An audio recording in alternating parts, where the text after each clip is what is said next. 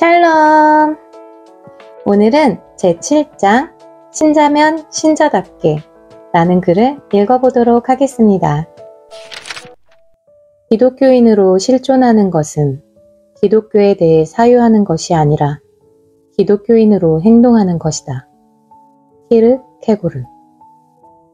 오래전 어떤 책에서 시의 고금과 양의 동서를 막론하고 인간이라는 존재는 항상 무한자를 동경하여 왔다. 라는 구절을 읽은 기억이 있습니다.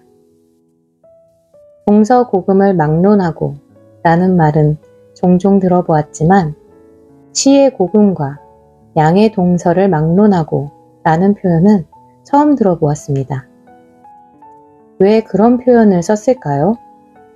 그렇게 쓰는 것이 더 격조 있게 느껴져서 그랬을까요? 그렇다고 해서 동서고금을 막론하고로 고쳐야 하느냐면 그렇지도 않습니다. 그 말도 안 쓰는 편이 낫습니다. 그 말이 들어갔다고 해서 뜻이 더 명확하게 되는 것이 아니기 때문입니다. 인간에게는 종교적인 본성이 있다 라고 하면 간단합니다. 말을 어렵게 한 것은 키르케고르도 만만치 않습니다. 저 같으면 예수는 마음으로 믿는 것이 아니라 몸으로 믿는 것이다. 마음으로 믿는 것은 꽝이다.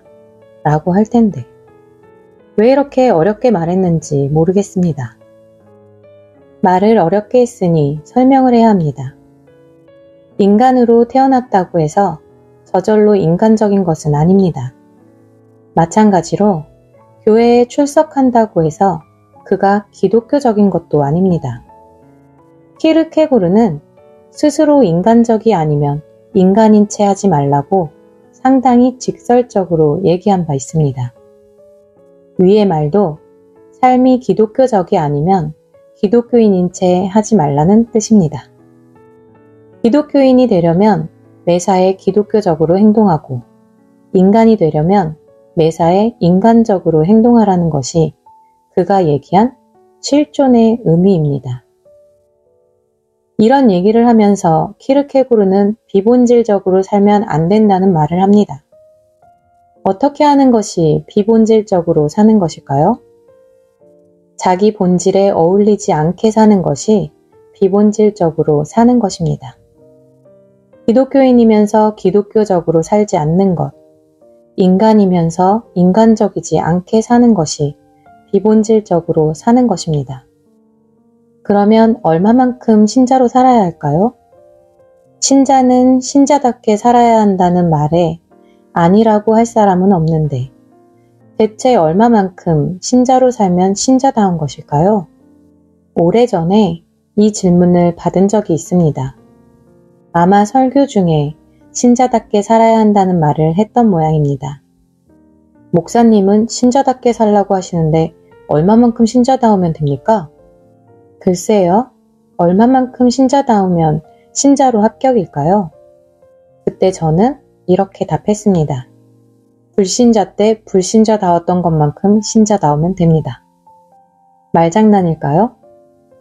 당연한 얘기 아닙니까? 불신자 때 틈틈이 신자 흉내를 낸 사람은 없을 것입니다. 불신자 때는 철저히 불신자였습니다. 그러면 신자가 된 다음에는 철저히 신자여야 합니다. 틈틈이 불신자 흉내를 낼 이유가 없습니다.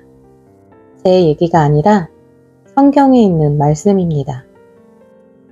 전에 너희가 너희 지체를 부정과 불법에 내주어 불법에 이른 것 같이 이제는 너희 지체를 의에게 종으로 내주어 거룩함에 이르라. 로마서 6장 19절 말씀. 우리는 전에 불신자 때 불신자다웠던 것만큼 신자다워야 하는 사람들입니다. 최소한 그렇습니다.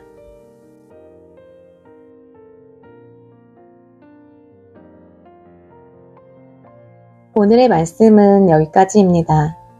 우리가 신자면 신자답게 살아야 하는 이유를 오늘 말씀을 통해서 깊이 묵상해보는 시간을 가졌으면 좋겠네요.